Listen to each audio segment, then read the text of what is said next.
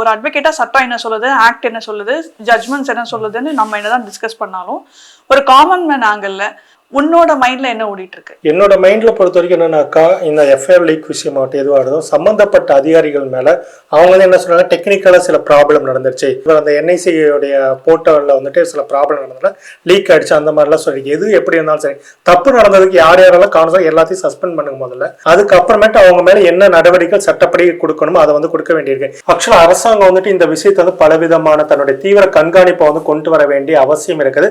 பெண்கள் பாதுகாப்பு, பெண்கள் முன்னேற்றம் அப்படின்னு சொல்லிட்டு பிரச்சாரங்கள் மட்டும் செஞ்சுட்டு இருக்காங்களே தவிர, ஆனா செயல் திட்டங்கள்ல பல விஷயங்கள் அரசாங்கம் வந்து கோட்டை விட்டுட்டு இருக்கோம் அப்படின்னு தான் நமக்கு வந்து தெரியுது. அதை விட முக்கியம் என்னன்னாக்கா, காவலன் உதவி ஆப்பை பத்தி இன்னைக்கு எல்லாரும் பேசுறாங்க. ஆனா இதை பத்தி பொதுமக்களுக்கு இது வரைக்குமே தெரியாம தான் இருக்குது. அப்படி இருக்கும்போது இந்த மாதிரி பெண்கள் பாதுகாப்புக்காக நாங்க இதெல்லாம் பண்ணிருக்கோன்றத நீங்க தொடர்ந்து வந்துட்டு பிரச்சாரங்கள் மூலமா, தொலைக்காட்சிகள் மூலமா சொல்ல வேண்டி இருக்குது. சினிமா தியேட்டர்ல எப்படி நீங்க இந்த குட்கா புகையிலை சம்பந்தப்பட்ட விழிப்புணர்வு பிரச்சாரம் வந்து கொடுக்கறது போலவே தொடர்ந்து இந்த பெண்கள் பாதுகாப்பு சம்பந்தப்பட்ட விழிப்புணர்வு பிரச்சாரம், இந்த காவலன் ஆப் பத்தி எல்லாம் தொடர்ந்து வந்துட்டு நீங்க தொலைக்காட்சிகளையும் டிவிகளையும் சினிமா தியேட்டர்களையும் விழிப்புணர்வு படங்கள் போடும் போதுதான் மக்களுக்கு நிறைய போய் சேரும் அப்படின்றத சொல்லிக்கிறோம்.